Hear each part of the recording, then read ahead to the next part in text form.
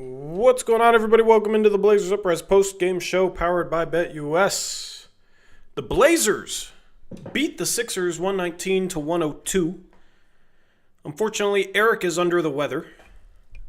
So he told me he was feeling super sick. So no Eric tonight. Everybody wish him well. Wish him good health in the live chat.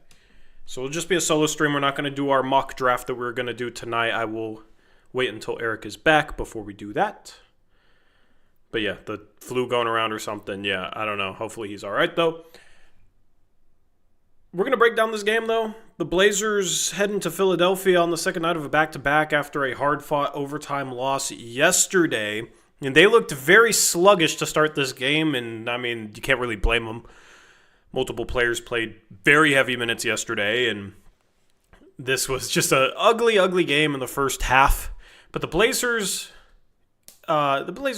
kept it close. It looked like it might actually get out of hand at one point in this first half, which is kind of funny looking back at this score. The Blazers win by 17, pulling away late. Finally got some shots to go there in the second half. Finally, it went on a bit of a run. Anthony Simons leads the way. 34 points for him. A terrific night from him. 13 for 26 from the field. 6 for 11 from 3. 4 rebounds, 3 assists, 34 points. I'm going to interact with chat more today just because it's just me, and I already see chat going a little wild with somebody in chat criticizing Anthony Simons for not passing the ball. I mean, we applauded Shaedon Sharpe when he had a 13 for 26, 36-point night a couple of games ago. I don't know why we wouldn't applaud Anthony Simons. He really had it going shooting-wise on a night where nobody else was shooting the ball well. Ant 6 for 11 from 3. The team as a whole was 11 for 35, so that means they were 5 for 24 from 3. 5 for 24. That's a little bit better than 20% from 3 for the rest of the team, but Simons, his scoring is what helped the Blazers pull away in this one. A plus 22 night from him. Yeah, Scoot Henderson struggled a bit off the bench, had 6 assists, 2 turnovers. Was a little bit more out of control than he's normally been, and did not make threes like he normally has, 0 for 4 from 3. But, you know, did a couple good things defensively, made a couple nice passes, a couple nice plays there for the Blazers off the bench. Shaedon Sharpe, 8 for 17, had 5 assists, only 1 turnover. You love to see that. Had 11 rebounds as well. So Sharpe filling up the stat sheet, 8 for 17, 20 points. 1 for 7 from 3. Just cannot figure out that three-point shot fully consistently yet. I don't know what he has to work on in the offseason to totally dial in that three-point shot. But he's doing a lot of good things inside the arc. This is one of those games where it's like, man, if Sharpe could just get hot from 3 and shoot a better 3-ball, he would have had 30 right there alongside Anthony Simons. But a good game from Sharpe. Donovan Clingan had some buckets there in the second half, which was good to see him have an impactful offensive performance. 13 points, 13 boards, double-double for him. Denny Avdia, after playing his heart out yesterday with that 30-point triple-double, didn't even get a single double. 9 points, 6 boards, 4 assists for him, 3 for 14 from the field, 0 for 4 from 3. He was the guy that seemed the most, bothered by the second half of a back-to-back. And, I mean, he literally did everything for the Blazers to try and pull out that game yesterday in Cleveland. So, you know, I don't even want to talk about Avdia in this game. Had 4 assists, 2 turnovers, made a couple nice buckets, couple nice plays. He definitely looked like he was a little sluggish on the second half of a back-to-back, and he gets that pass. You score a 30-point triple-double in overtime, you play 42 minutes, and then you struggle the next night. I'm going to give you a pass. Tamani, 5 for 8 from the field, 11 points for him. And then Duop Reith had himself a good game off the bench, 13 points in 18 minutes, looking like last year's Duop Reith. He was 3 for 4 from 3. Good to see him have an impactful performance. And I tweeted this out. Duop Reith is the best fifth-string center in the league. Maybe the best fifth-string player in the league, because, of course, he's the fifth-string center. The Blazers have Ayton, Robert Williams, Clingan, and then they've been playing Jabari Walker more at center than Duop Reith this year. So Duop Reith, the fifth-string center with 13 points in 18 minutes off the bench. It looks like he might have worked his way into being the fourth-string center as he played twice as many minutes as Jabari, only 9 off the bench for Jabari. That was the stat sheet for this game. Just an ugly, ugly game. It's kind of funny because both the Blazers and the Sixers shot 11 for 35 from 3. The Blazers got a lot more offensive rebounds. They got 22 offensive rebounds, also got a ton of shots at the rim in this game. The Sixers, of course, really missing Joel Embiid. And Andre Drummond had himself a game, 25 points in 29 minutes. Even made a three. I didn't even know that dude was capable of making threes. Even made a three.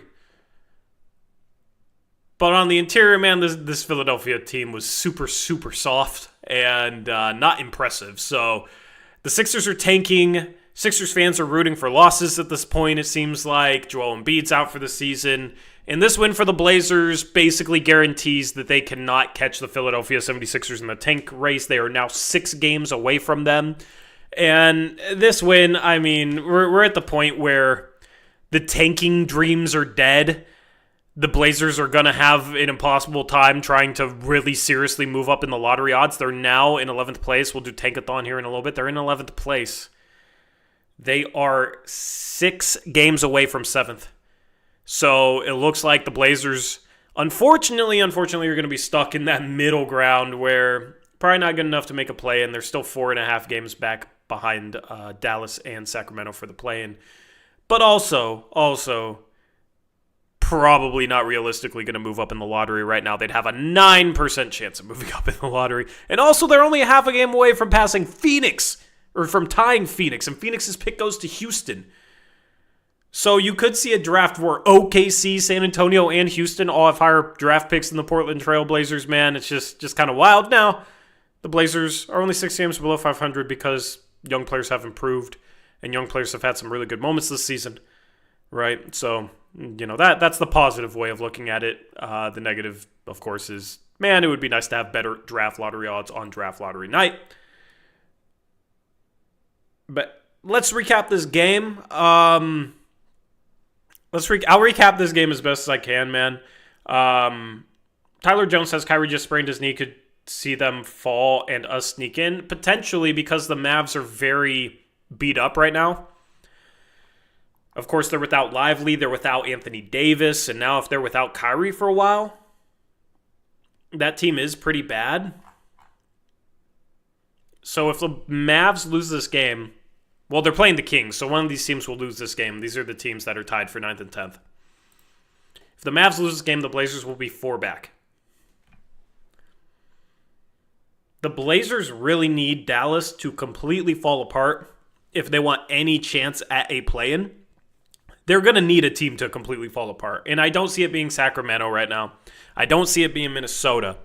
But Dallas, with Kyrie Irving getting hurt tonight, and if that's a serious injury, Anthony Davis still out. He might come back at some point, but Dallas might be the team that could completely fall apart and give the Blazers a chance to make a play-in. The Mavericks schedule is interesting coming up. They're playing the Bucks, Grizzlies, Suns, Spurs twice in a row, Houston, Philadelphia, Indiana, Detroit, Brooklyn. So kind of a mixed bag there of a schedule. The Blazers don't play the Mavericks this year, at least the rest of the season, I mean, which makes it harder for the Blazers. It would have been a little easier to make up all that ground if you had a game where if you beat them, of course, it's a loss for them as well. The Blazers are going to need some divine intervention, though. Divine intervention. They're a half game away from passing Phoenix for the 11th seed, which is crazy, which is absolutely wild after this win tonight. And if Dallas completely falls apart and, I don't know, maybe they struggle to reach 40 wins, maybe the Blazers have a legitimate chance, but the Blazers are going to have to win some very tough games. Some very, very tough games. You got Boston and OKC the next couple of nights. I feel like the Blazers need to win one of these 2 games, and it's going to be a really, really tough task to win one of these 2 games. Of course, Boston at 43-18, OKC at 49-11. That's what the Blazers have coming up. If the Blazers could have beaten the Cavs, man, that would have been a huge win. They would only be 3 games back of Dallas after this game. Dallas right now down 16. They're probably going to lose, right? They would only be 3 games back. That overtime loss to Cleveland was a tough one for the play-in dreams. But Dallas might be able to fall apart. That might be a team. That's probably the only team that Portland can pass that's in a play-in spot right now. Joey says, when do you pull the plug on the season, Tori? I mean, at this point, it's like, it's too late. You're not going to make up much ground in the tank race. We can take a look at it. They're a game and a half away from ninth now. They're a game and a half away from San Antonio. So if you really want to tank, that's probably the best you're going to do. Maybe you can pass Chicago for 8th. And then what? You have a 20 to 26% chance of moving into the top 4. Like I am pretty much at the point where I've resigned myself to the Blazers are going to have the 11th or 12th or 10th pick in this upcoming draft. Right? And who does that mean they draft? I don't know, but I'm getting to the point where I'm ready to accept that. Right? Because it's just a tough thing about, you win a game like this, right? And okay, yeah, the Blazers won a game. If you look at the tanking picture, it doesn't help the tanking picture. At this point, I'm ready to completely stop paying attention to the tanking picture. We'll still do Tankathon. We'll still talk about it. But I'm at the point where it's like, man, why even root for losses? It's not going to do anything. Like, this team's not going to tank, it seems like. If they're going to lose games, it's going to be because they're playing an extremely tough schedule, and you're not going to have to root for it, if that makes sense. The Blazers were 1-point favorites going against the Sixers, but you kind of knew they were going to win this game, right? You kind of knew that the Blazers were going to come into this game and beat the Sixers team, especially after Maxey went down. The Blazers have done a good job defensively in the past couple of months against lead guards. That's the Toumani Camara effect, and when all you have is Tyrese Maxey and Andre Drummond apparently making a 3. That's all you can rely on. It's not going to go well for the other team. It's not going to go well for the other team. Maxey gets hurt, but he was struggling before that. So, at this point, it's, the Blazers play the Celtics, the Thunder, then they come home. They have a lot of home games the rest of March. You're not going to need to root for them to lose against the Celtics. If they beat the Celtics, man, if they're capable of beating the Celtics on the road, they got some home games coming up, and the Mavs are looking bad, like, all right, maybe they actually could make a play-in run. Maybe they actually could make a play-in run. If the Mavs were healthy, the Blazers would have no chance. But with the Mavs being decimated by injuries, if the Blazers can beat a team like a Boston or beat a team like an OKC on the road, like, all right, maybe you have a chance. Maybe you have a chance. So I'm kind of past the point of tanking and pulling the plug on the season. It's more so, all right, I'll go root for them to see if they can beat Boston on the road. Like, can you actually beat Boston on the road? And the good thing is like, you got Klingon starting, you got Sharp starting right now. You don't have Grant or Ayton on the floor. So if the Blazers can get a win like that, a very quality win like that, and actually give themselves a shot at the play-in without the vets, that's kind of what we were hoping for them being capable of anyway at the start of the season. So at this point, it's not really about pulling the plug. It's not really about tanking. This team's going to try and win basketball games. Even if they tank, they barely have any ground to gain at this point, realistically. So it's just, you see what they do against Boston. You see what they do against OKC. They've been competitive in 6 straight games now. They've won 5 of them. They lost in OT against the Cavs. They probably should have won that game. So I'm expecting them to be competitive against the Celtics and the Thunder then. You got to win. You got to win a tough game, right? And that would be a really good thing. 2 games left on the 7-game road trip. Then the Blazers come home. They have a home game against the Pistons. They go on the road against the Warriors. That's going to be a tough game. The Warriors have been playing well. But then they have a massive homestand. I believe it's a 7-game homestand. After that Warriors game, you got the Knicks, Raptors, Wizards, Grizzlies, Nuggets, Celtics, Cavaliers.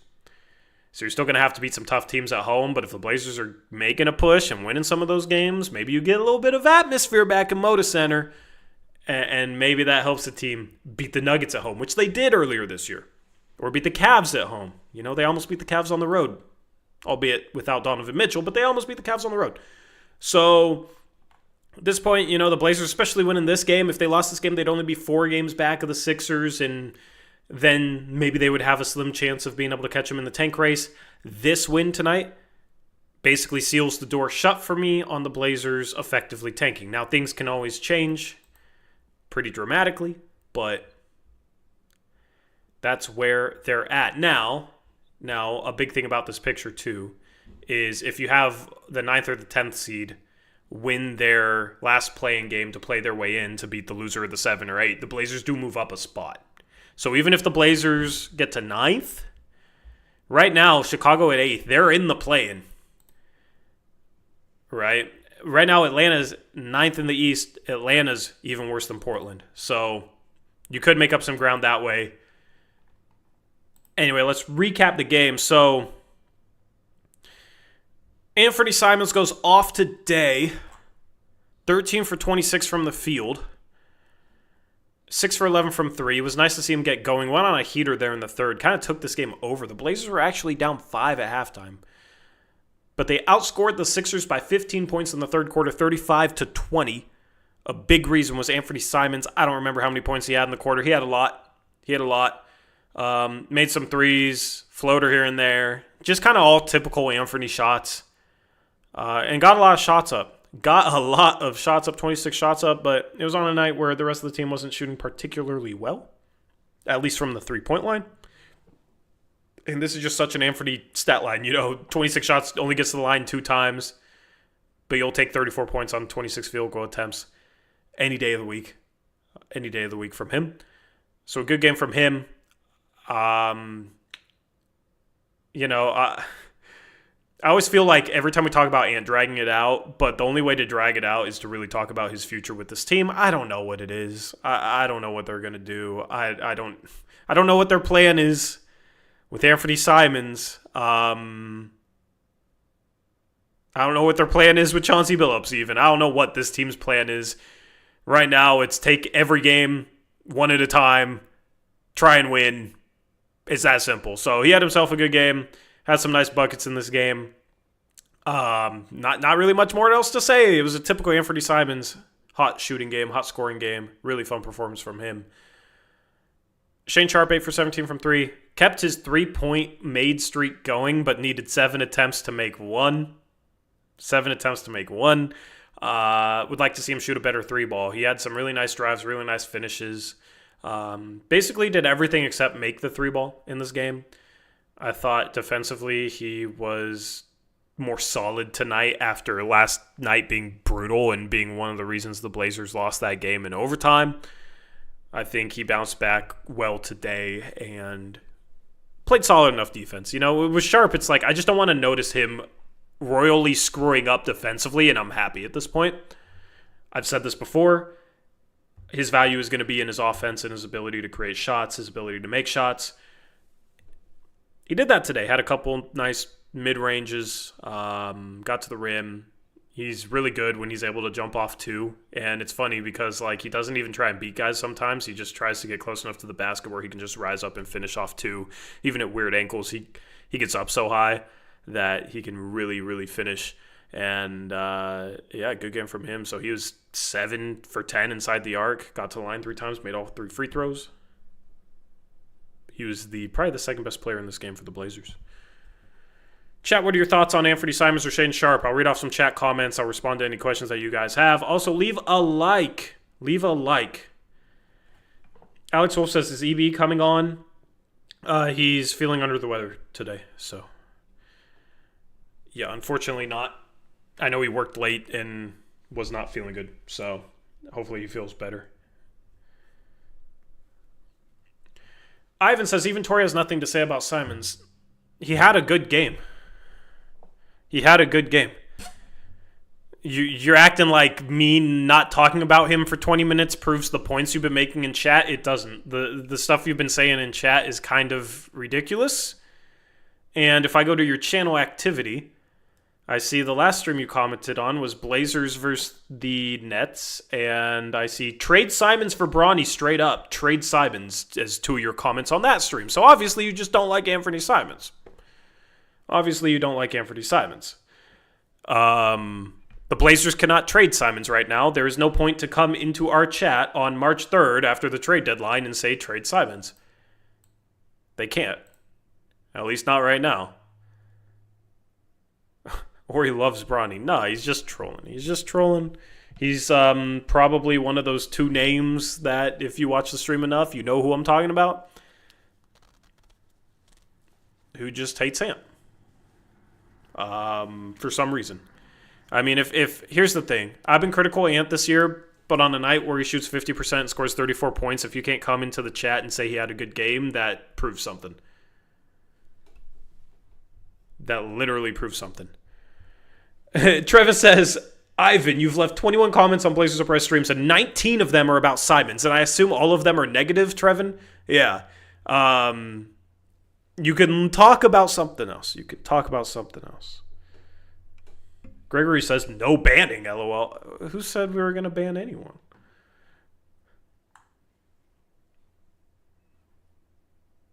Anyway, Simons had himself a good game. He scored in a lot of ways that we know he can score in, man. You know what I mean? It's one of those... It's literally one of those games where if we're talking about a young player, we're talking about development, and we're talking about them getting better in certain areas. This is just who Anthony Simons is. This was like your prototypical hot shooting Anthony Simons game. It's not a negative. And honestly, I want to get to the point where I feel like I don't need to talk 15 minutes about each player, because I do have that feeling a lot of times where it's like we have to talk 15 minutes about each player we talk about, and we have to stretch it out. No, he had a good game. He shot the ball well.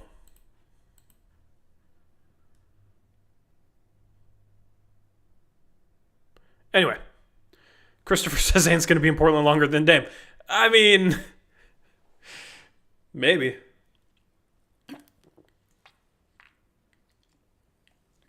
Kings up 30 over the Mavs.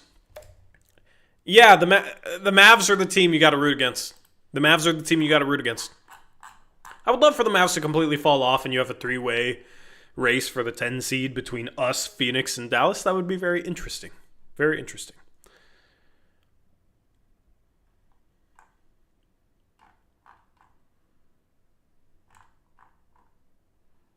All right.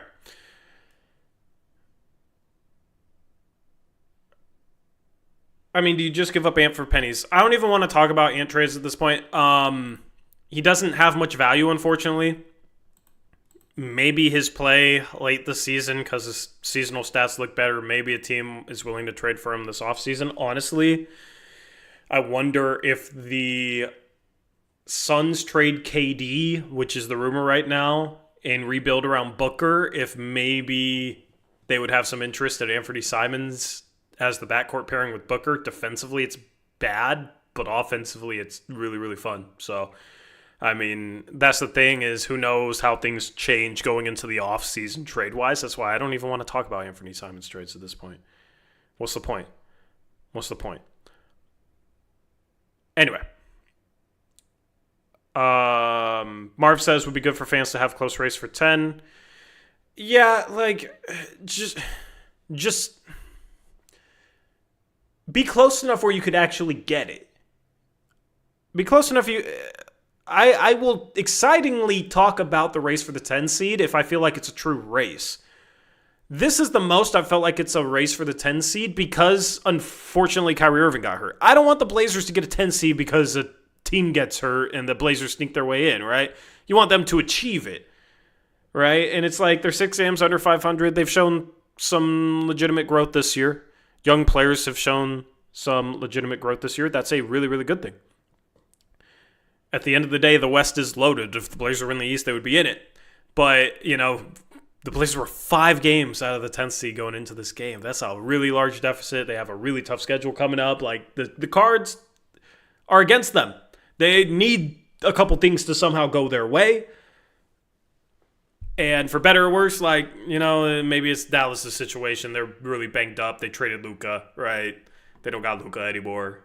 So, anyway, Donovan Clingan, 6 for 12, had 3 blocks, 13 points, 13 rebounds. He missed a couple easy lay-ins. He has to get better there. Missed a 3, missed a free throw. I think this offseason is all about some skill work for him, being able to hit little 5-foot, 6-foot push shots, being able to gather and go up strong, maybe lose a little bit of weight so he can move a little better and jump a little higher. I don't know. He doesn't really need to. He just needs to finish better. So just working on his touch around the rim is going to be super, super important for Clingan. Played some good defense. He actually finished some plays late, which was good to see. Because he kind of struggled at the start of this game to finish.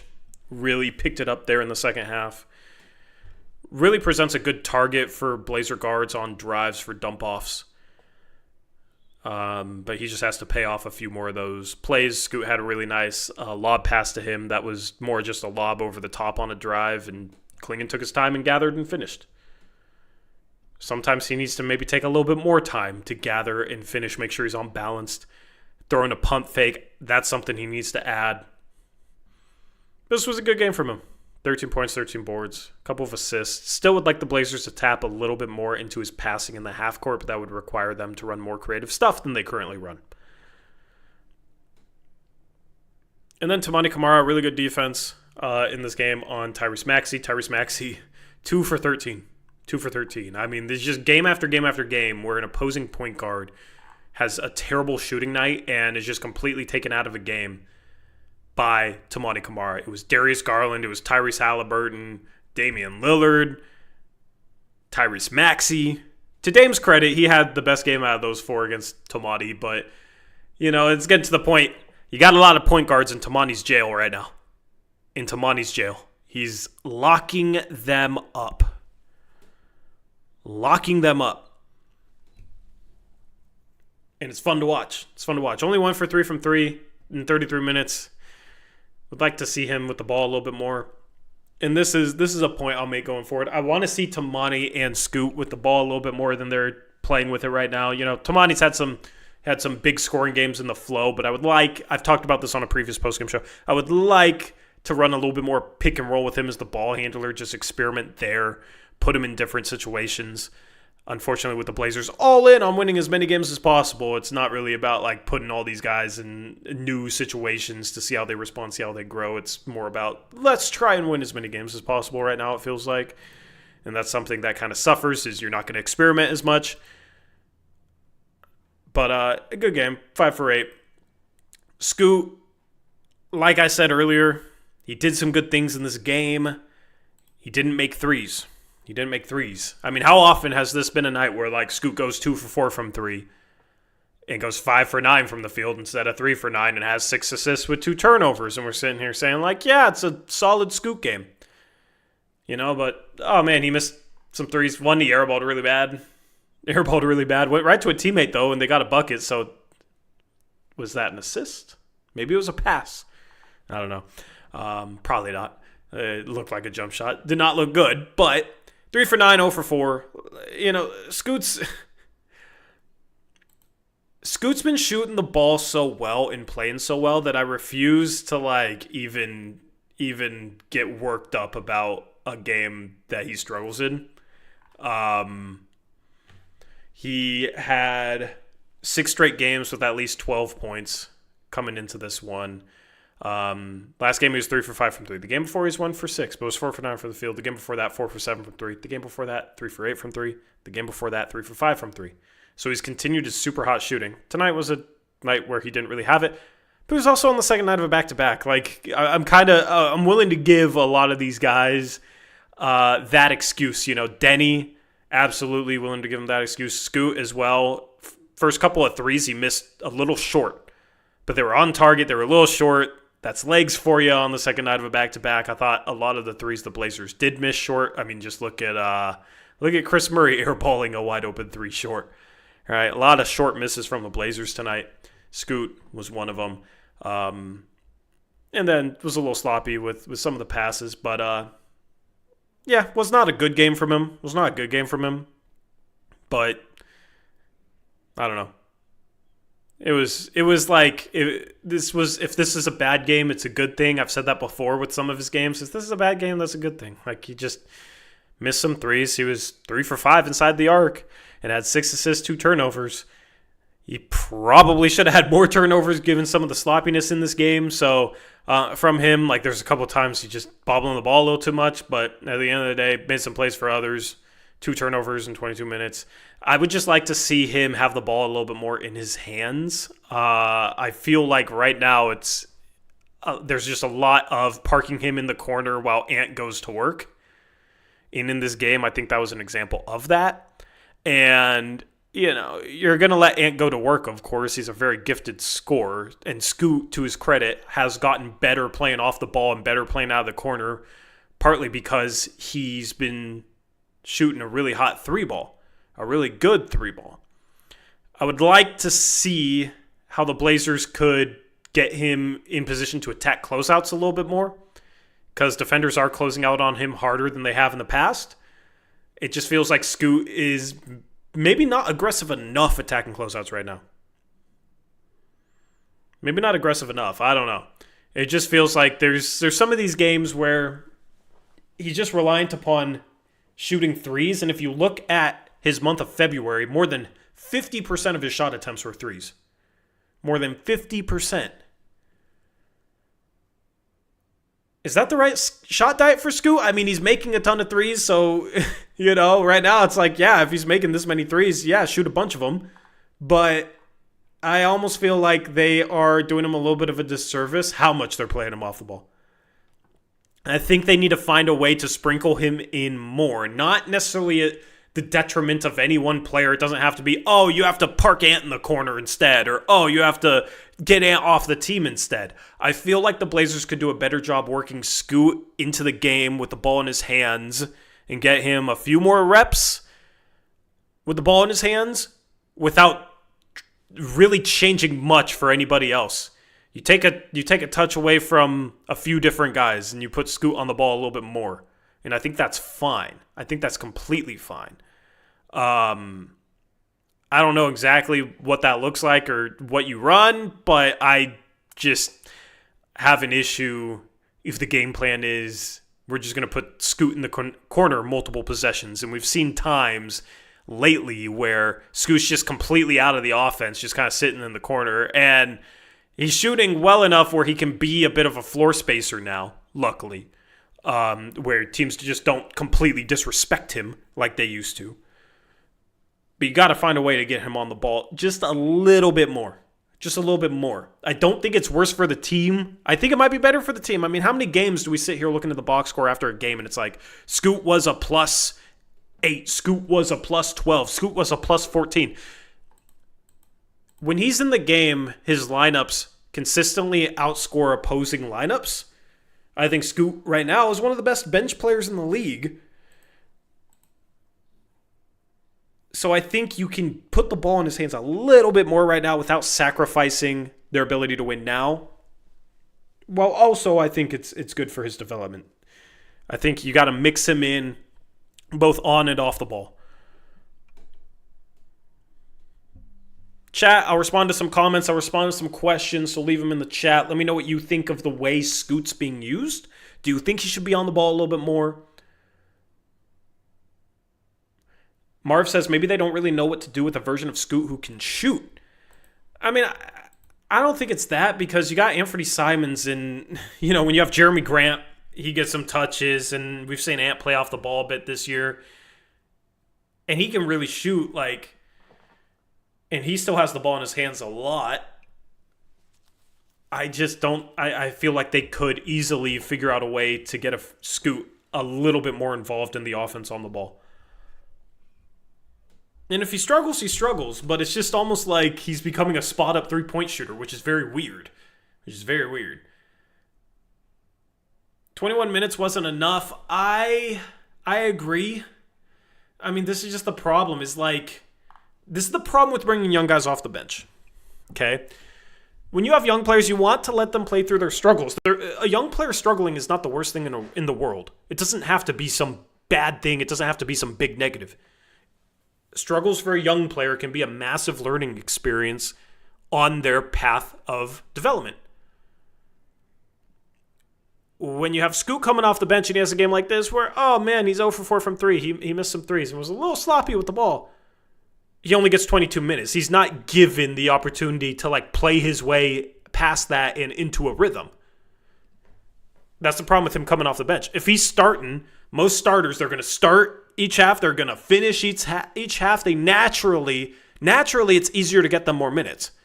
With Scoot, it's like he gets one stint, and if he misses some shots or kind of has a stint like tonight, he gets subbed out a little bit earlier and doesn't get subbed in because he's off the bench.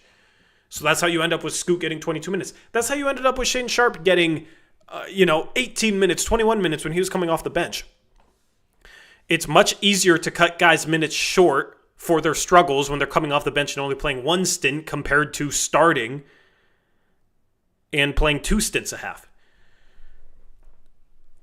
this is just one of the things in terms of the development that I have an issue with at this point. It's like you don't want to throw somebody out there as a starter if they're not ready, of course. But Scoot and Sharp both have looked ready.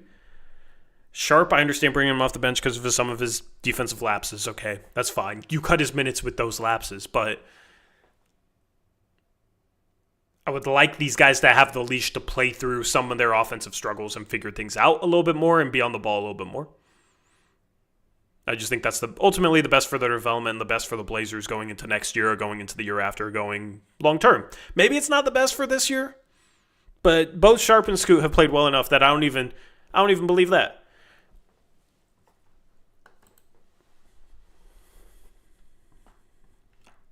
Undead Beavis says, how much more fun to watch is this team without having to slog through Jeremy Grant isoball? This team is definitely more fun with the lineup that they put out there today. I mean, like I'm not gonna hold back on it. You guys know how I feel about Jeremy and Ayton this year. I think the energy is more consistent. I think with Jeremy and Ayton, you would have some of these road games where maybe the Blazers would lose because their energy on the road at times can be completely missing. Completely missing. And it feels like there's games where it kind of pulls the team down with them. Whereas when you're able to start clinging, you know he's always going to bring it. When you start Avdia, Kamara, even Scoot at this point, you know those guys are going to bring it. And it's almost like when they get the bulk of the minutes and you don't have Ayton and Grant there, they bring everybody up. They lift everybody up. The problem is when you got highly paid vets that play a lot of minutes and sometimes don't give the best effort, and they're not physical presences at their position, and you know, like Ayton's not going to push anyone around, or like he's not physically dominant as a big man. Grant, you know, he's really bad on the boards, fades away on a lot of his layups, that sort of stuff. You just don't have enough of an edge there. And I think there's been some games where the Blazers have gotten blown out or lost a game to a team that maybe they had a better lineup than, where it was like, yeah, these guys' lack of an edge hurt the Blazers on a given night. So I do think this lineup is more consistent in terms of their energy and in terms of their defense. I think offensively is where the Blazers might hurt a little bit, but Grant hasn't been efficient this year, and I mean, Ayton's not the most efficient big man either. He shoots a lot of mid-range shots. And it's not like the Blazers have been struggling to score. Yes, it was overtime, but they scored 129 yesterday against the Cavs.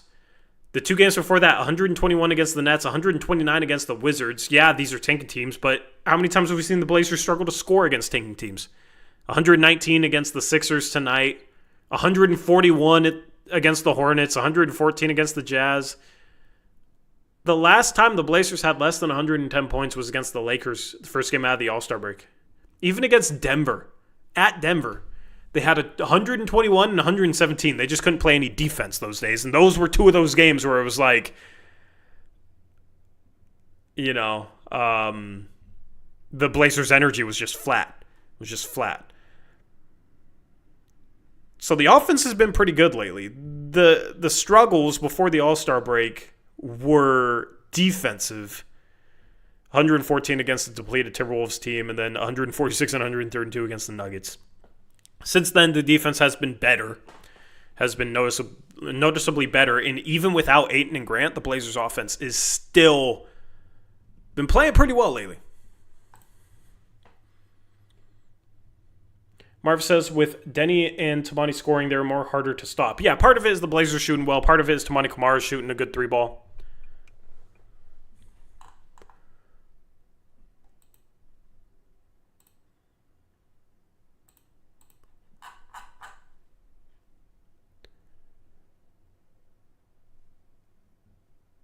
Multigun says, Blazers are at the point where they beat outright tanking teams, sometimes barely, and lose to good teams, a.k.a. no man's land.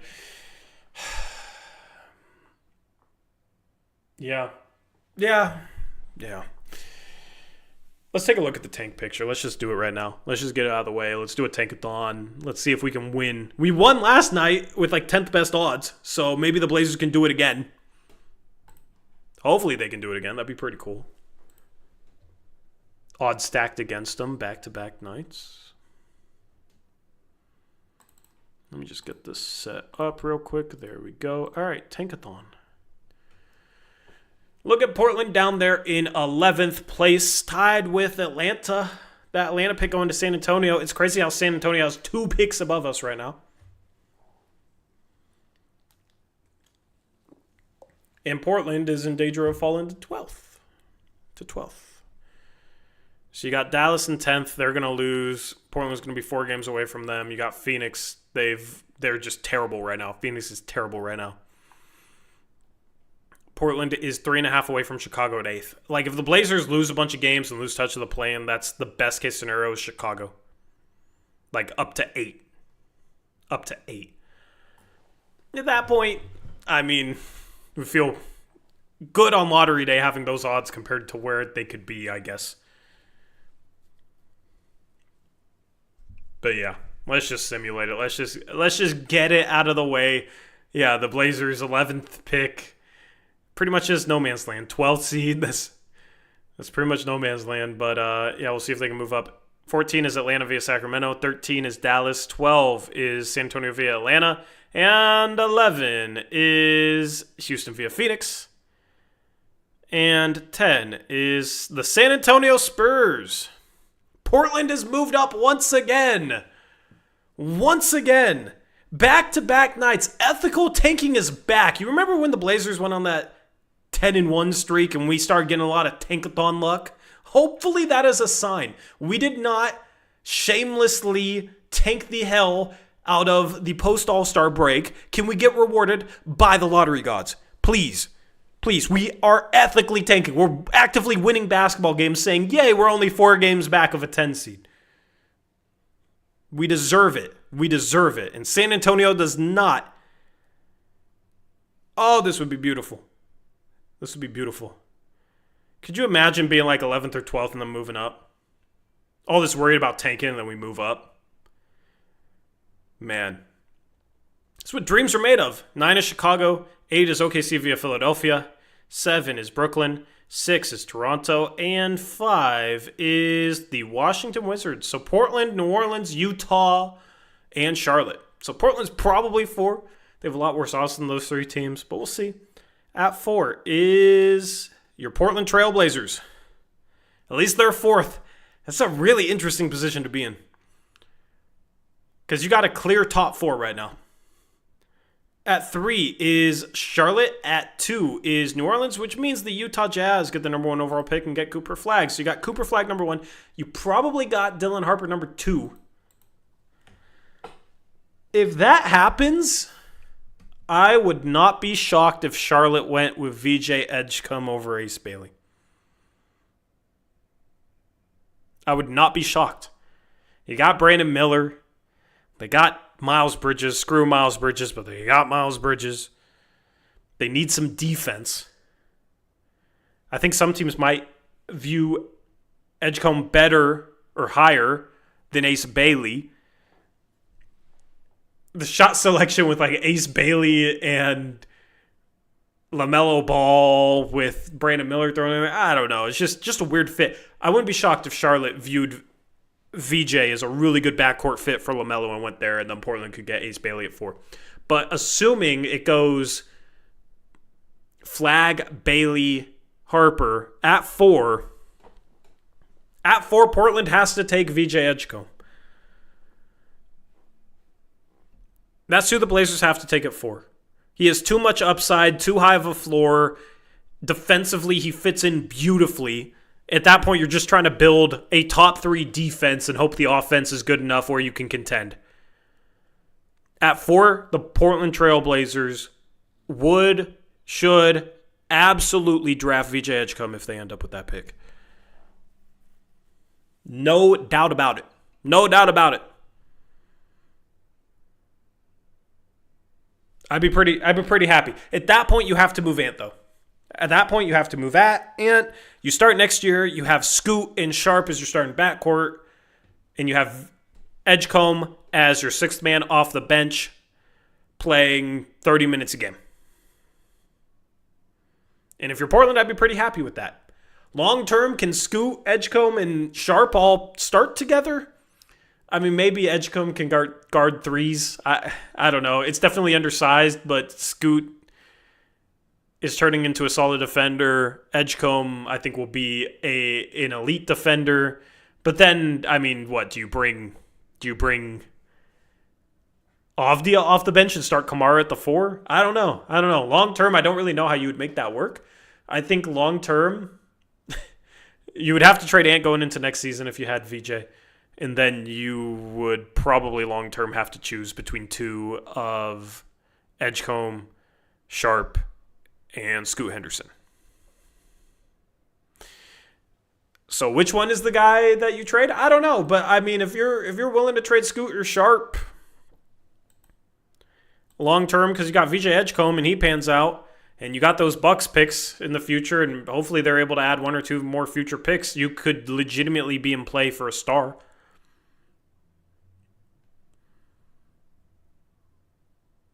Honestly, that would maybe be the recipe. You'd hope VJ can become a star, and then you hope, Scoot or Sharp can become a borderline star, and then the third one, you hope that they're good enough that you can put a package around them with some picks for another star, and then all of a sudden you got a big three. So that's why, it's not just about getting the number one overall pick. If Portland was at 3, you could maybe even talk me into VJ Edgecombe instead of Ace Bailey. I am higher on VJ Edgecombe at this point than Ace Bailey.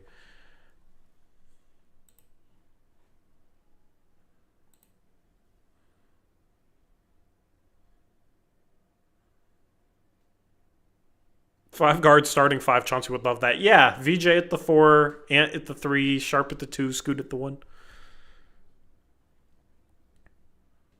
Would any of you take anyone else other than VJ Edgecombe if the Blazers got the 4th overall pick? Assuming Ace Bailey, Dylan Harper, Cooper Flagg went 1, 2, 3. If you wouldn't take VJ Edgecombe, who would you take? Let me know in the chat.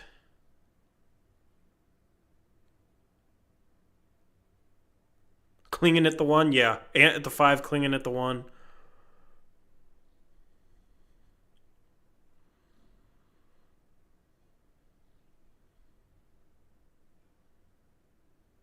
Julian Newman. Yeah, he can be our center. There you go.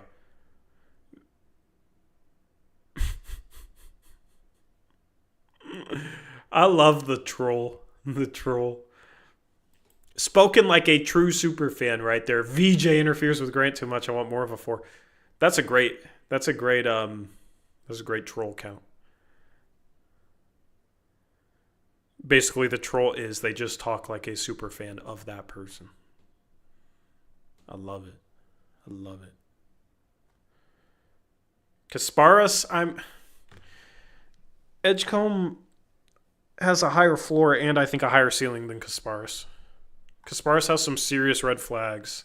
Defensively doesn't really work. I'm taking VJ.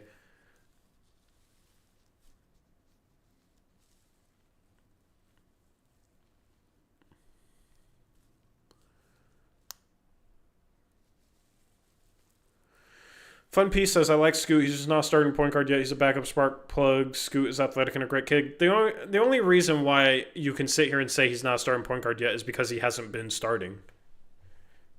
Statistically, he stacks up pretty well to other starting point guards. Not top starting point guards, but I think Scoot this season has been a top 30 point guard in the league. I think he should be a starter. I mean, per 36, he's averaging 17 points, 7 assists on 43% from the field, 37% from 3. True shooting percentage of 56% with good defense. Per 36, 17 and 7 with good defense and 56 true shooting. That's very justifiable as a starter. I don't like sitting here and saying, yeah, he's not a starter. He's not starting caliber. The only reason we're saying that is because he's only playing 26 minutes a game because he's not starting. He's had some of his best games when he has started too. And that's where it's man, if he was starting, what would his stats be right now? Where would he be at right now? If you just go to his splits, I'll look at it right now. His splits on Basketball Reference. As a starter, Scoot Henderson is averaging in 31.6 minutes per game. He's averaging 16.2 points and 6.8 assists with a true shooting percentage of 61.5% in the 9 games he started. Small sample, but super efficient. 48% from the field, 42% from 3, 81% from the free throw line. When he started, he's been a good starting point guard. So, I don't agree with that assessment in the chat.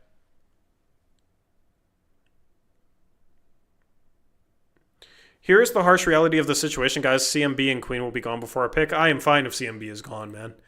I am fine. I don't really understand. I don't really understand the CMB love.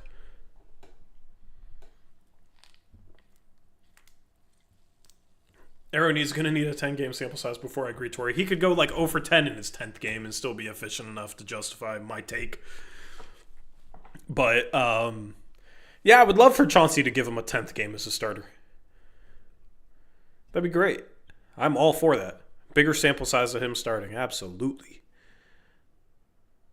What if he goes 0-40? Well, that would be bad. That would be bad. CMB over Newell all day. He's a great defender. Yeah, but he's like a 6'6" power forward who can't shoot. If he can learn how to shoot, he could be really good. Like, maybe he could be a bit Draymond-ish, I guess. I don't know, man. Like, I just don't. His archetype is tough for me, man. It's tough to draft a dude. He's 6'7" in college. Normally you dock an inch, right? So he's 6'6". Standing reach is going to be interesting. Wingspan is going to be interesting. He's just undersized for the 4. Yeah, he's a good defender, but like his best position might be a small ball 5, but is he too small of a 5 to consistently play the 5? I don't know. He has to be able to shoot. If he was shooting a good 3-ball this year, he'd probably be in my top 10. He's just not a shooter, and that scares me for a 6'6" forward. He's 26% from 3, 70% from the line this year. He's shooting only 1 3 a game. But he's also massive upside if you can figure out how to teach him how to shoot. Like, he's going to be really, really good. He's probably going to go in the lottery. A team is just going to love the production and think that they can teach him how to shoot. 70% isn't terrible. No, it's not terrible at all. It's not terrible at all. I just... There's a number of other guys that I like, too, that I would not mind taking over him.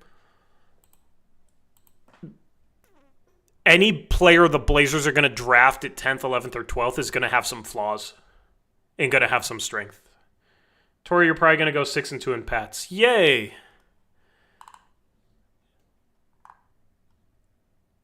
That makes me happy. That makes me happy. McNeely is probably the move. Yeah, McNeely or Knipple. You fill backup wing spot, can play the 2 or the 3 and can shoot. McNeely might be able to slide up and play some 4 and can shoot. Knipple, I think, is a little better shooter right now.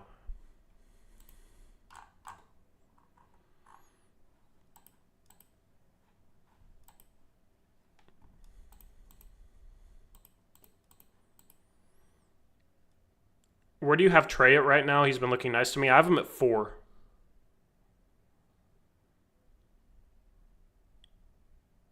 I have him at 4.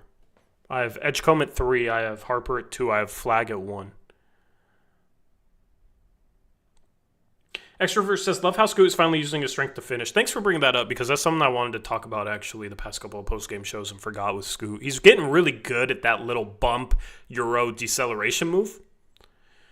That's a move that Denny Avdia is really, really good at. I wonder if having Avdia with him has taught him that. Because he's starting to get a little Denny-ish with it. You know, Denny is 6 inches taller, but Scoot's really strong and is really able to keep his balance while delivering some contact to get his defender off balance and use it to finish over some taller players. And that's the thing, is everybody's like, oh, Scoot's so strong, so athletic coming into the league, like, and that doesn't pop right away. He doesn't just have to beat everyone to the rim and like fly and dunk on people. He can use his strength to play slower. And that little Euro step he does in the paint where he delivers a little bit of contact and then gets that floater off is a really hard move to guard. And he's starting to hit it consistently. It's starting to become one of his go-to moves. So I really, really like that. You couple that with his left hand. That's why he's finishing better this year. That's why he's been more efficient inside the arc this year. He's shooting a lot less mid-range pull-ups. Basically, it's just going to become like, how does he expand his scoring package to score on higher volume efficiently? That's the question. That's the question.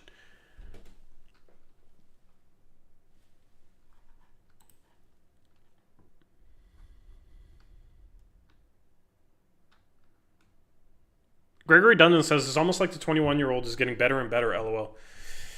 Yeah, man. It's a miracle, man. It's a miracle. You got this dude, he's 19 as a rookie, and he wasn't a finished product. He was not a finished product. It's funny how you draft somebody at 19 years old and they improve.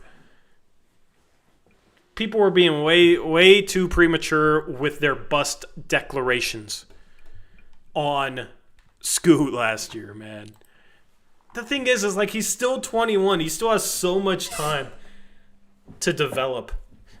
I almost feel like people don't view him as a potential future star anymore, though. Even after this jump he's taken this year. It's like if he can take this jump this year, he works hard, he has a lot of good traits. We can't write off that he can be a future star. And also, I think he has a little bit more of that it factor than Sharp. But Sharp has more size, athleticism, natural talent. So in the end, what wins out? It's going to be fascinating to watch. Hopefully they both win out for their own reasons.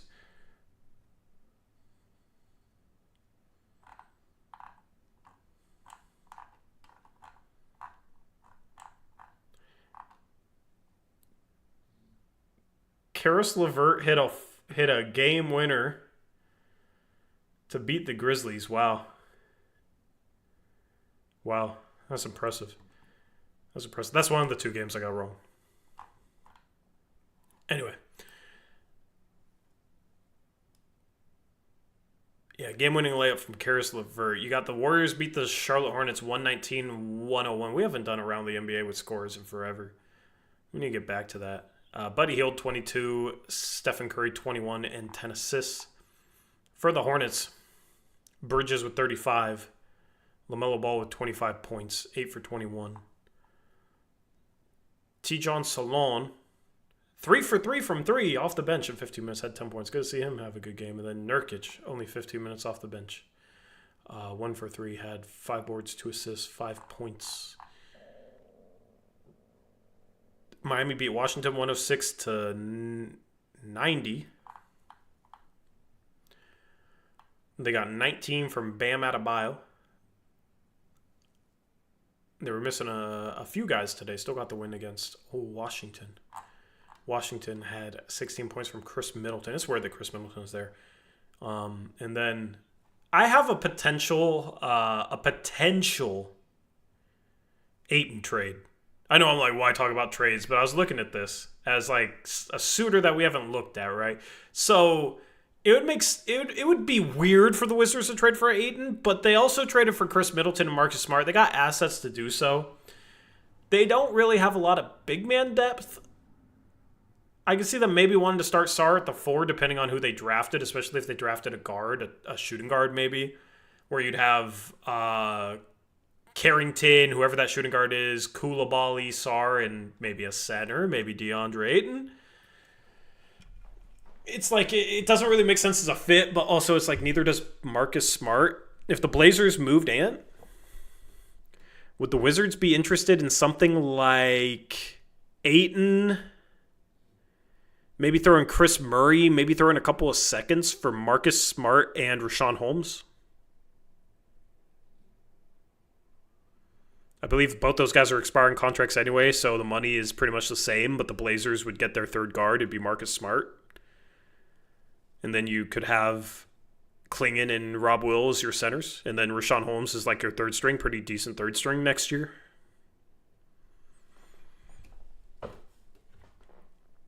And maybe the Wizards do it to get a couple of seconds, and maybe they value Chris Murray. Probably not, but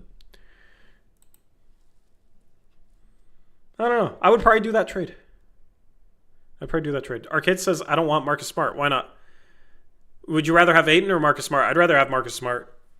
I think Marcus Smart is our third guard. If you're trying to build like a truly dominant defense, Smart is your third guard that can play some point, play off the ball a little bit, and plays phenomenal defense off the bench. Would be really interesting, especially if the Blazers drafted like Knipple or McNeely, a shooter at the 3. That'd be interesting. Fun Piece says, I really like Kispert. Yeah, I don't think they're trading Kispert for Ayton. Like, the point is not really that they even value Ayton that much. It's just like, you got Marcus Smart there, Rashawn Holmes, maybe they'd be willing to swap him for Ayton just to get a couple of seconds and, like, view Ayton as more of a rotational fit.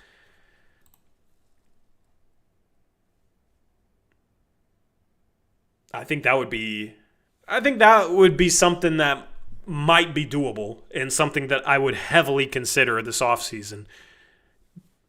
All those contracts are expiring contracts. Chris Murray, couple seconds with Ayton for Holmes and Smart.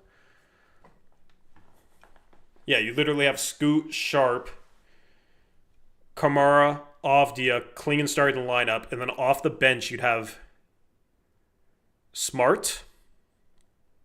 You still have the triple S's too. Scoot, Sharp, Smart instead of Simons.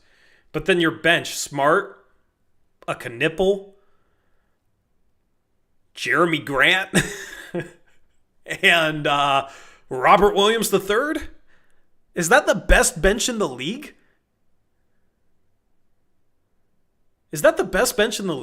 Next year? If you had Smart, Grant, Robert Williams,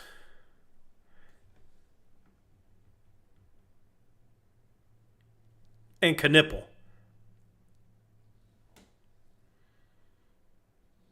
Cavs and Thunder clear easily. I don't know about the Cavs. I think the Thunder have crazy depth. But who's the Thunder's like, they start Hartenstein, Chet, Jalen Williams, Dort, and SGA. So off the bench, they'd have like Wiggins, Joe, Casey Wallace. Who am I forgetting?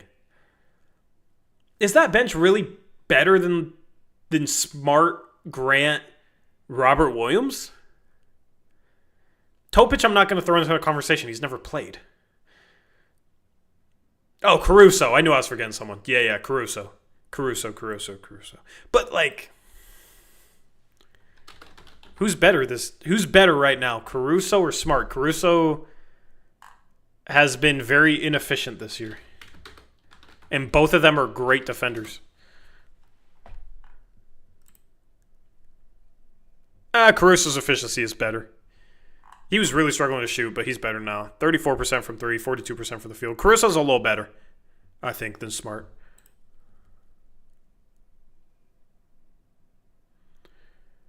Elizabeth Allen says, LMAO, Caruso is going to make a all-NBA defense team. LMAO, who's better?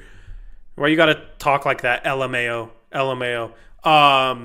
Smart's won Defensive Player of the Year. Why are we using awards?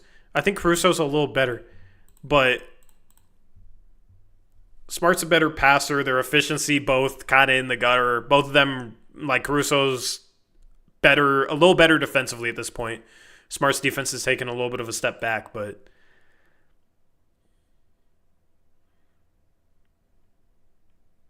Smart old now, bro. He's the same age as Caruso. He's literally younger than Caruso. Smart has got fat. Yeah, but yeah. He's still a good defender though, right? Like, it's still Marcus Smart. Has his defense really fallen off a cliff that bad and I'm just not aware of it? Maybe.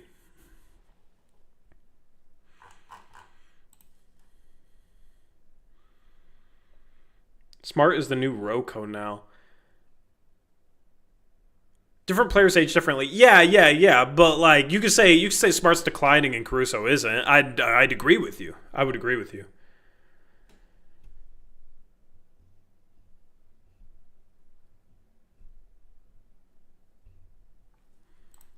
Smart's also better passer, better playmaker. True shooting percentage this year for Smart, 52%. For Caruso, 53%. Both their efficiency isn't good. Smart's a better passer, playmaker. Caruso's a better defender right now. Caruso, I think, is a bit better, but I don't think it's so big that you should put 2 LMAOs in a comment.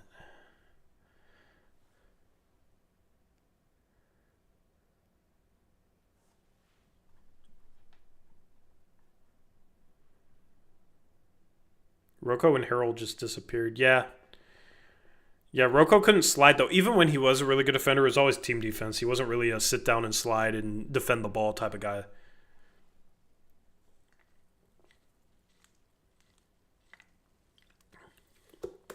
Elizabeth Allen says, teams with no star don't get to be in the bench depth talk. Why the hell not? What does having a star in your starting lineup have to do with how good your bench is? It doesn't even make sense.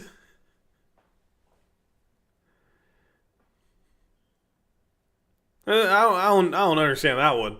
I'm going to say 2 LMAOs to that one.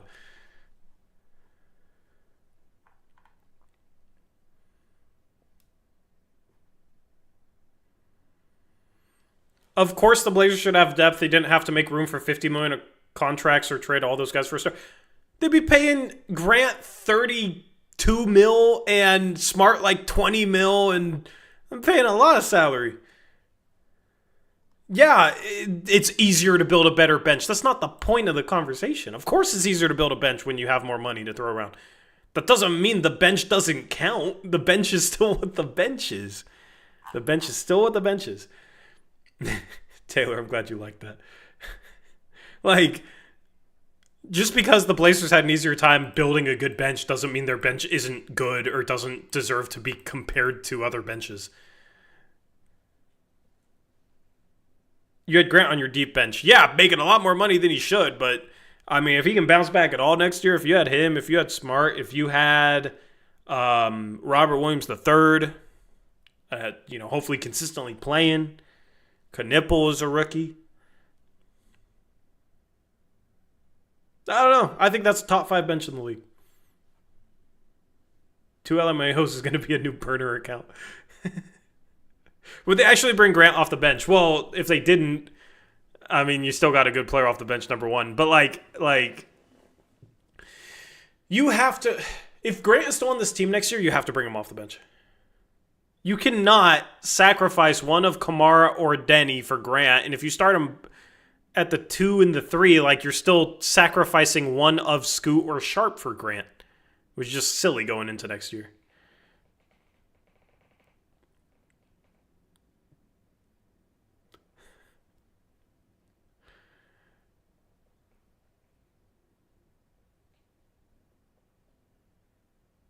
We need the Suns to take Chauncey. Good luck, man. I think Chauncey's back next year.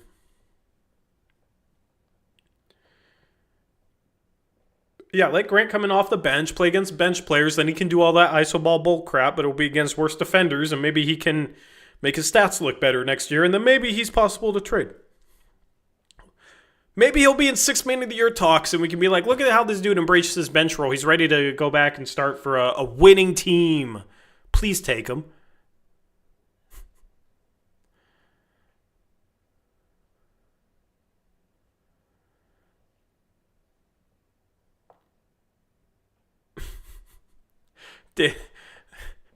This super fan, I'm just gonna say that last take is him trolling, or her trolling, because there's no way that's not a troll.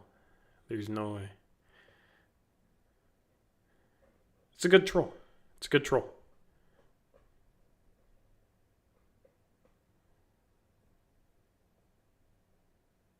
Grade A trolling.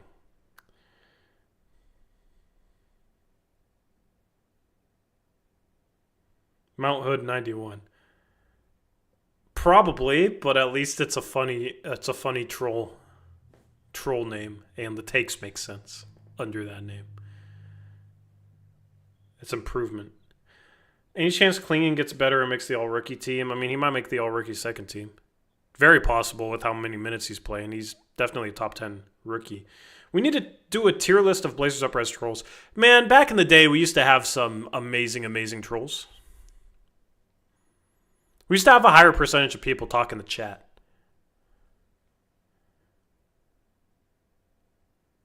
We used to have player burners. We used to have... I don't know where, we had somebody named Captain Cappin, who was really cool. You can go back and watch old streams and look at the chat too, which is really fun to do. Really interesting. Really interesting. Anyway, Arrow, that's a good question. He never showed up to the pickup runs that we were going to do. Chat, I'll take your questions for about 20 more minutes and then I'll wrap up the stream. The early times are starting to get to me, man. I'm getting tired of the early times. At least there's only 2 more road games on this road trip, and then we're off of the early times at least until man, we play like every Sunday in the middle of the... We play 4 Sundays in a row. 5 Sundays in a row. 6 Sundays in a row. The next 6 Sundays this team plays. And 5 of them are 3 p.m. or earlier, which just completely takes away a weekend day from me, man. You know, like, I like streaming. I like streaming at the end of my days, not in the middle of my days. It's a little rough in the middle of my days. I legitimately waited so long to get the stream live because I wanted to have dinner. So rushing my dinner, not fun. Can't even enjoy it.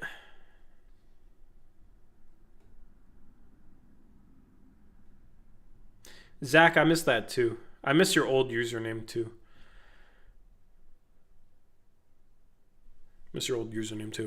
So yeah, the Blazers got the Celtics, the Blazers got the Thunder. We'll see if they can win one of those 2 games. I'm not even going to be optimistic and say, can they win both? I mean, that's very unrealistic, but can they win one of them?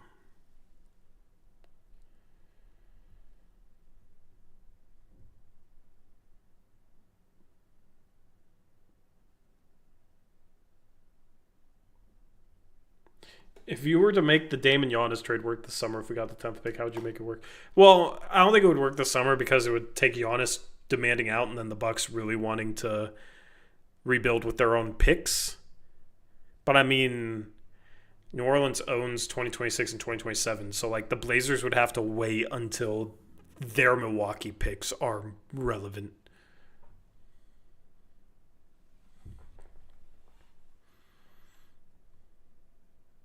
Eric Olsen, are you the bearded guy on stream usually? No, he is not.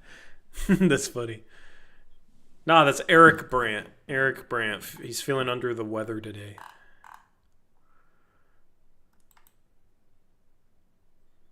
He's feeling under the weather.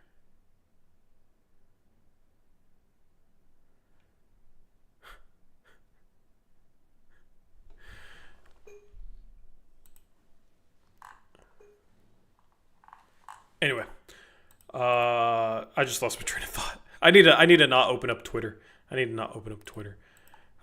Sometimes I get distracted on Twitter, but normally it's when Eric's talking. When it's solo, it's a lot worse.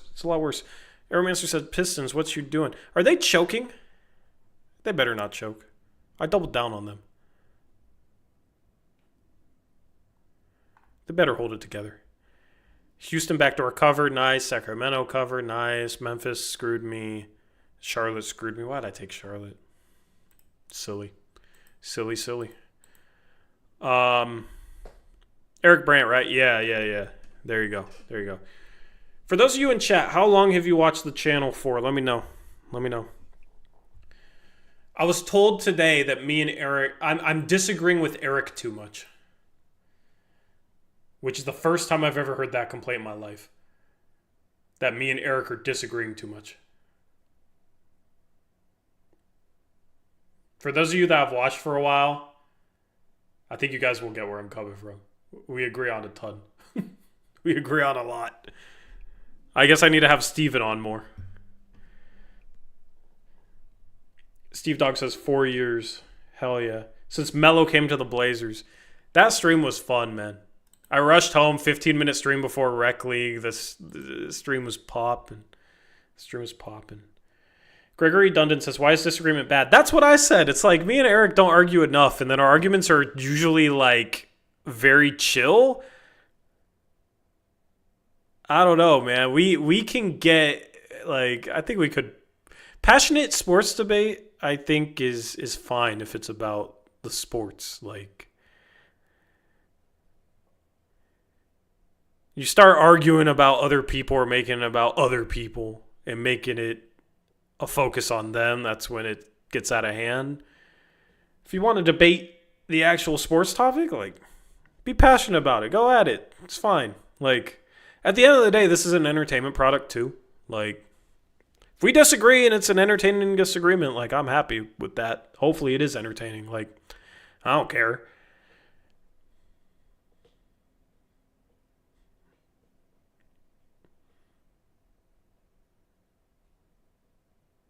Gregory Dunnan says exactly, as long as no name calling, different opinions, ideas are a good thing. Yeah, sports related. Yeah, exactly. I mean, sometimes we definitely irk each other a little bit. I can always tell when I irk Eric a little bit. I can always tell. That's fine. It was just wild to get that critique. I've never gotten that. I've always thought we agreed too much.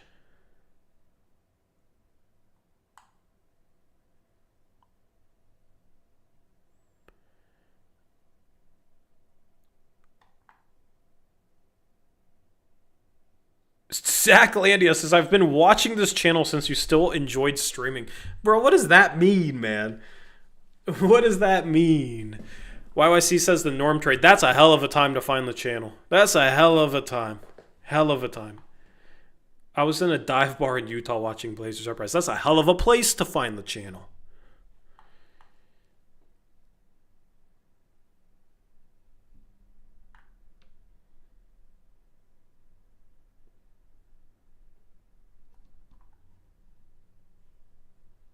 Do you guys... I'm just going to go off the rails for the rest of the postgame, all right? If you only want basketball talk, then I'm just letting you know. We're going off the rails. Going off the rails, all right? Not off the rails in like a bad way. I just want to talk about the channel a little bit. Just be random. You seem so sad sometimes, Tori. Do I really? Be for real. On stream?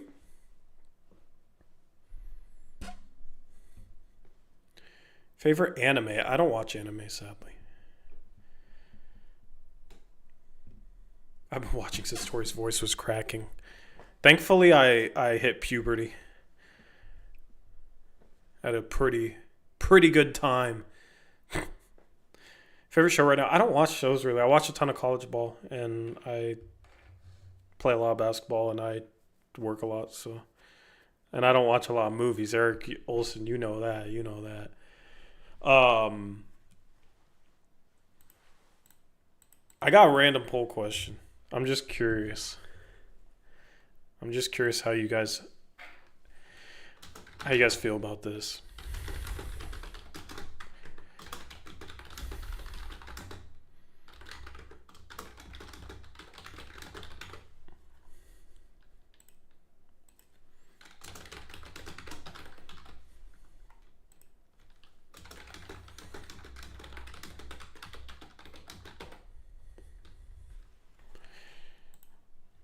All right.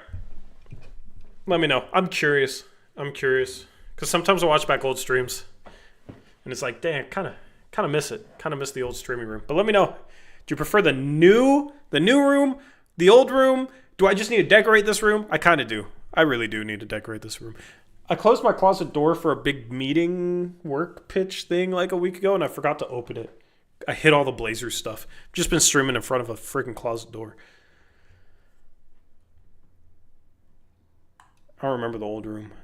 You just need to put up Blazer stuff. Yeah, I don't know what I put something in front of the closet. I don't know. I need to. Tori, can we come hoop with you at LA Fitness? I don't play at LA Fitness. Brendan Houligard says, this is my first year watching the show, and the first year watching every game and going to every home game I can. I'll always be sentimental about these players and coaches just because the Blazers have become such a big part of my life. Yeah, man, I think a lot of people can resonate with that for sure. For sure. I was definitely like more emotionally invested with Dame. It still feels different without Dame.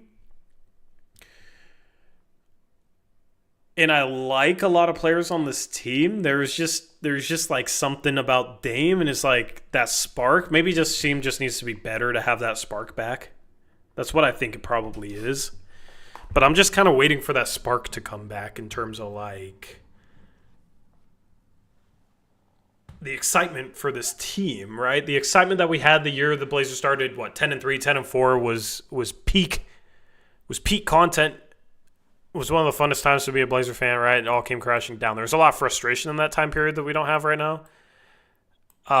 Basically, it's like every emotion that went into being a fan was like ratcheted up times 5, whether it was frustration or like excitement or, you know what I mean? Like everything was just, the roller coaster had bigger highs and lower lows, and I kind of miss that. At this point, it's just kind of like, it's like a junior roller coaster we're on right now. You know what I mean? Where it just doesn't feel as emotional, if that makes sense. You wouldn't know it by some of our post games, but do you guys feel that same way? Do you guys know what I mean? Like, do any of you relate to that? And let me know if you don't relate to that, because I mean, everybody feels differently. And if you're new to the team, you probably are like, excited or don't really understand where that's coming from, which is very like justified, of course. Like everybody has different experiences and pathways as a fan, right? Brennan says, I've been a casual fan my whole life, but watching Denny and Kamara try harder every single night has made me a lifelong diehard. Yeah, I mean, those two guys are a lot of fun to watch. Two of my favorite players to watch for sure. For sure. Mount Hood says, I moved on with this stuff, just want to build this iteration up the best. Yeah, but like until it's built up, there's not that spark. There's not that excitement.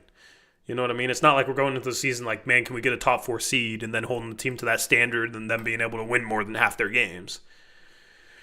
Right? It's like right now this team is taking a step, but that step is through the swamp of mediocrity, right? Like we were kind of stuck in mediocrity, but we were better and we had some really exciting games, and Dame on any given night could score 50 or 60 and it would be a lot of fun to watch. And like the Blazers, you'd always have hope that they could get, home court advantage. They got home court advantage a couple times in the first round, that sort of stuff, right?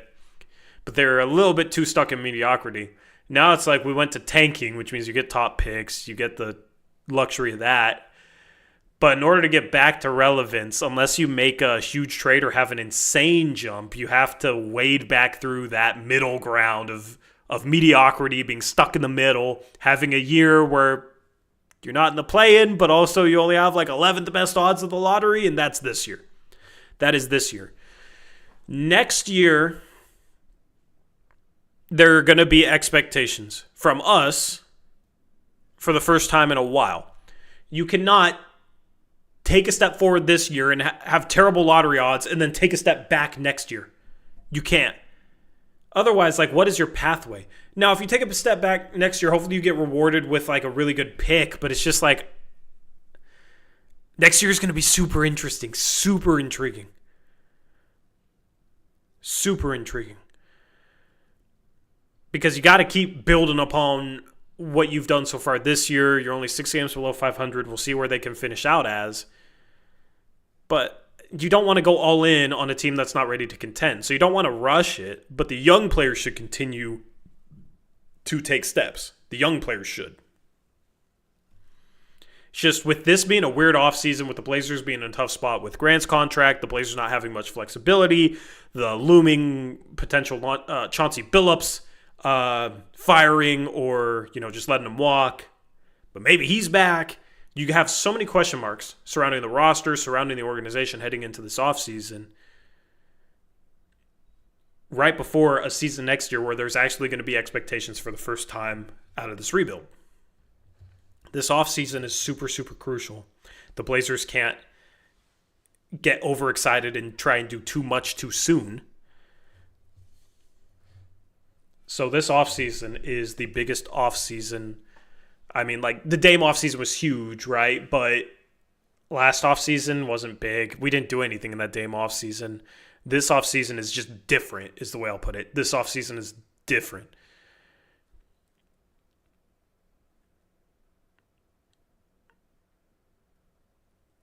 Marv says, I just can't love Dame ball because I still remember watching the beautiful style of ball the Blazers played with Walton. Yeah, but I mean, you can appreciate the different styles. You know what I mean? Like, Dame was really, really special. Really, really special. Gregory says, very hard to watch Dame. Yeah, Gregory's a Dame hater. If you found it very hard to watch Dame, I don't understand how you couldn't enjoy watching that man hoop. Like, you didn't enjoy him putting 50 up in Game 5 against the Thunder and then wave goodbye to Russ after a 37-foot buzzer beater? You didn't enjoy that? Like, I just want an honest answer there. You did not enjoy that?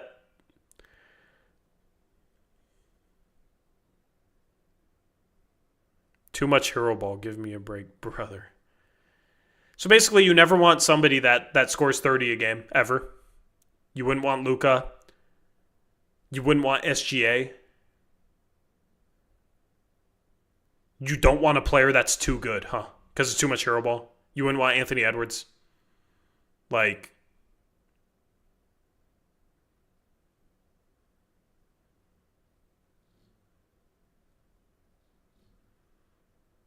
if the shot wasn't going in, we were screwed. You can say that about like any team on any given night if shots aren't going in.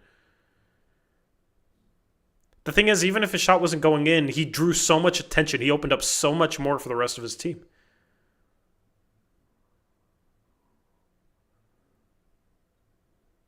Beavis says, he was playing hero ball because he was an effing hero. Yeah, exactly. There you go. I didn't understand your earlier comment, Beavis. Absolutely. Yeah. Do you watch old streams and question some of your takes?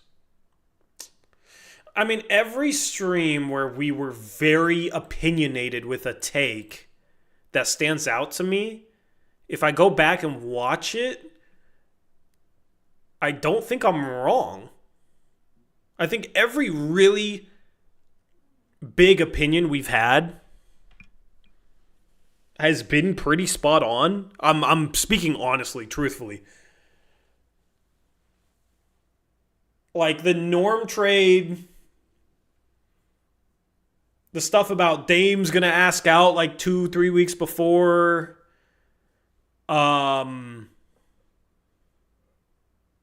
The Chris Murray draft pick I hated. I mean, even at the start of the channel, I didn't like picking up Mario Hezonja. I didn't think he was any good.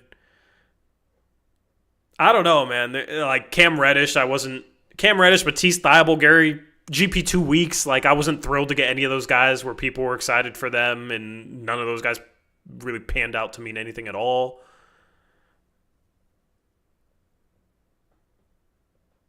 You hated Derrick Jones Jr.? Yeah, I mean, but that is like the one. Well, I didn't realize I was kind of a casual on him. I didn't realize he was a good defender. But also in terms of him being a terrible fit here, I mean, Stotts basically said he didn't help our defense. You know, he said we're the 29th defense with him, 29th without him, and then offensively just parked him in the corner, and he didn't use him like much as a mover in the half court at all. It's not like we ran the floor. So the whole part about him being a terrible fit, like, I don't think that was wrong. I think part of it was I thought that he wasn't going to help much defensively, and then it was like, oh yeah, he's maybe our best defender, and then Stotts benches him and acts like he doesn't help our defense. So I do think the fit was bad.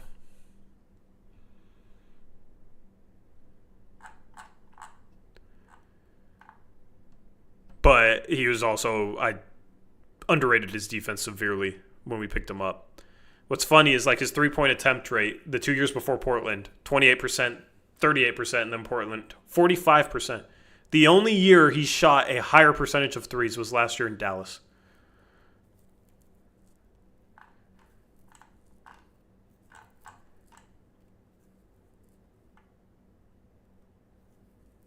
But also he was shooting 31.6% from 3 in Portland. He was 34% last year. At least he was a little better.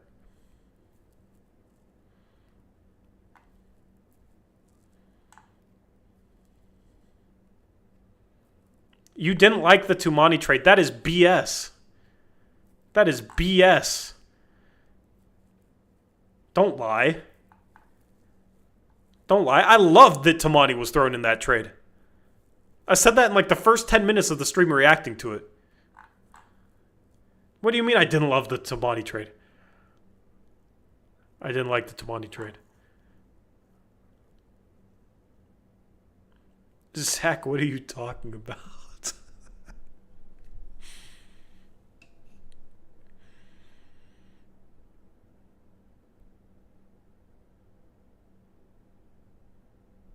JP Savvy, yeah, I know you've been around for a long time, man. Appreciate you. Tamani's one of the most feared players in the league. Yeah. You said that in a stream once. I was probably trolling. JP Savvy, yeah, I know. He is a troll. He is absolutely trolling. You did say it in the stream once. What? I've been on... I didn't like Ayton. I didn't like getting Ayton, but I loved getting Tamani. Go back and watch that first stream. When's the last trade you think the Blazers won in? The Denny trade. The Denny trade. I mean, that was literally the last trade, so...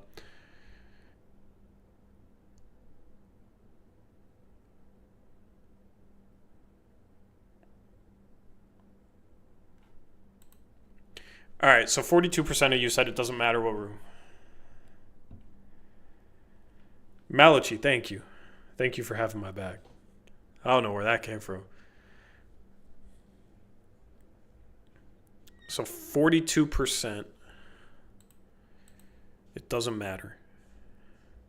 32% says I just need to decorate this room. True. 16% miss the old streaming room. 8% prefer this room. Interesting. Interesting.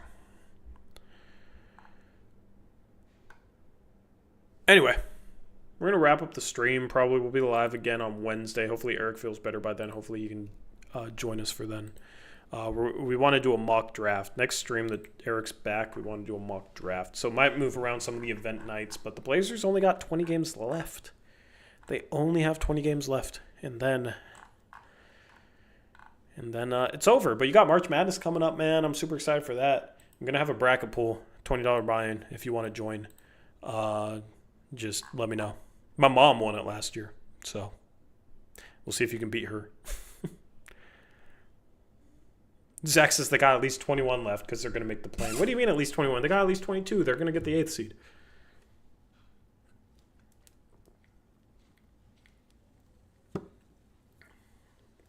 My question is, can the Blazers finish at 500? They'd have to go 13-7 the rest of the way. That should be the goal, I guess.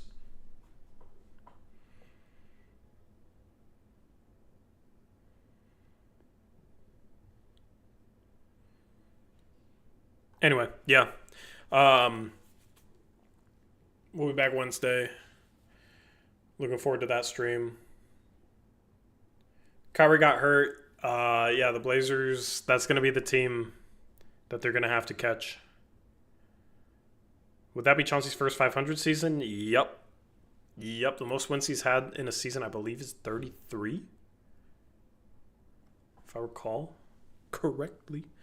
So he's getting close to that. He's 5 wins away. It's 5 wins away.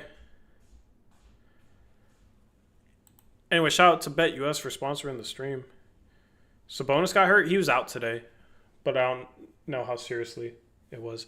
Anthony, can you stop talking about that dude? Obviously, I don't. Why would I?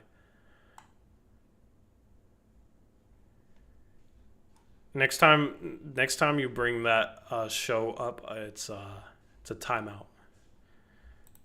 Oh, or this time because Zach said, "Nah, we're gonna do it right now at the end of the stream." I respect it, Zach. Good job. Good job. Good job. Nice to have a couple mods in here. Anyway, appreciate all you guys. We'll be live again on Wednesday. We'll see if Eric's feeling better. Hopefully he is. Hopefully he's not severely sick. And then I really want to do a mock draft. And then really want to try and incorporate chat a little bit more. I feel like that's where we've struggled a little bit this season, is incorporating chat a little bit more. But yeah, let me know your thoughts in the comments if you're watching back after, or after the stream is finished. You can go down there and let me know your thoughts. Eric, not really. He still has the same flaws. Team's just a little better. He's doing some things a little better, I guess, but Zach, yeah, nice, cool. I didn't see the warning you gave him. So if you gave him a warning, listen, mods, if you give somebody a warning and they violate that warning, do what you want. Jesse Scott says Blazers 5.5 games back from the 6th spot, 4 back from the 8th spot, 20 games left. The way this team is playing, it wouldn't surprise me if they made the play. I mean, just look who they're playing in the next 2 games. Here's what I'll say. The Blazers will tell you in the next 2 games if they have a chance of the play-in or not. They need to win one of the next 2 games to have a chance of the play-in. If they get blown out both those games, they're telling you, yeah, no, we're not ready to compete against the best teams, and they have a lot of games against the best teams. So by the end of the week, we will know if the Blazers actually legitimately have a chance at making some type of run at the play-in.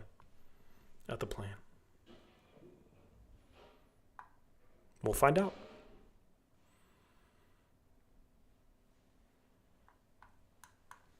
Anyway, thank you for watching the post game. Thank you to BetUS. We are out of here. We will catch you on Wednesday. Have a good rest of your Monday night and a good Tuesday. And we'll be back. And we'll see if the Blazers can get a big win over the Celtics, man. That's going to be a tough game, but that would be a fun game to win. Anyway, see you guys later. Until next time, as always, peace out. Go Blazers.